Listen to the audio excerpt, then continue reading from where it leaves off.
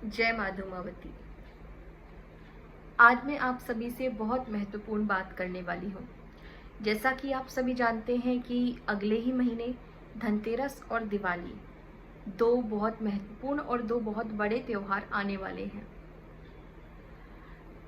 मैं आपको बता दूं कि हमारे हिंदू धर्म में, हमारे तंत्र शास्त्र में मुख्य 4 रात्रियों का वर्णन है जो पूरे वर्ष में सबसे अधिक शक्तिशाली और तीव्र रात्रियां होती हैं।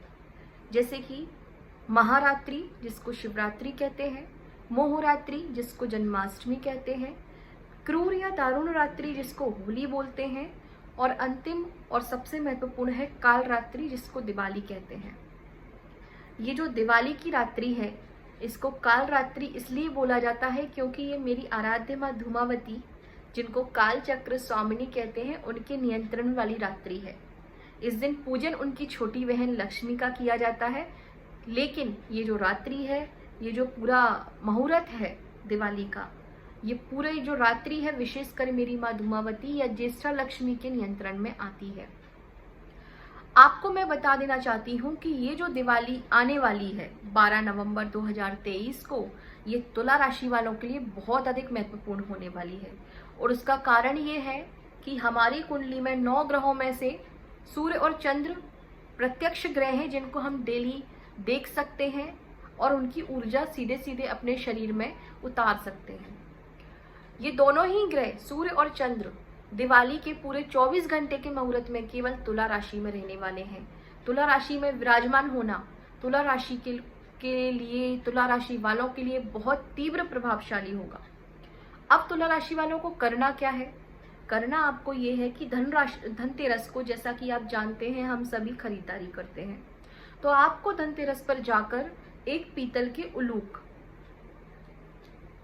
इस तरह के पीतल के बने उलूक, क्योंकि ये लक्ष्मी जी की सवारी होते हैं, आसानी से आपको मिल जाएंगे। नहीं मिले तो आप हमारे द्वारा इन्हें ऑर्डर कर सकते हैं, हमसे मंगवा सकते हैं। तो आपको ये उलूक खरीद कर लाने हैं धनतेरस वाले दिन, और इनको स्क्रीन पर जो कुबेर अष्टलक्ष्मी मंत्र हम दिखा रहे हैं आपको, इस मंत्र को आप नोट कर लीजिए। इस मंत्र द्वारा आपको धनतेरस के दिन और काली चौदस यानी कि धनतेरस के दूसरे दिन और दिवाली के पहले दिन, एक दिन पहले, जिसको हम छोटी दिवाली कहते हैं, उस दिन भी इनका पूजन करना है, इनकी सिद्धि करनी है। और फिर इनको अंतिम रात्रि यानी कि काल रात्रि, यानी कि जो लक्ष्मी पूजन वाला समय होगा, उस समय इनको रखिएगा आप लक्ष्मी जी के ही पास में, और इनका सेम मंत्र से, इसी मंत्र से आपको फिर से लक्ष्मी सहित इनका पूजन करना है। और फिर इनको अपनी तिजोरी में रखकर और पूरे साल के लिए भूल जाना है। और इसका आपको क्या लाभ मिलेगा, आप मुझे खुद बताएंगे अगले साल।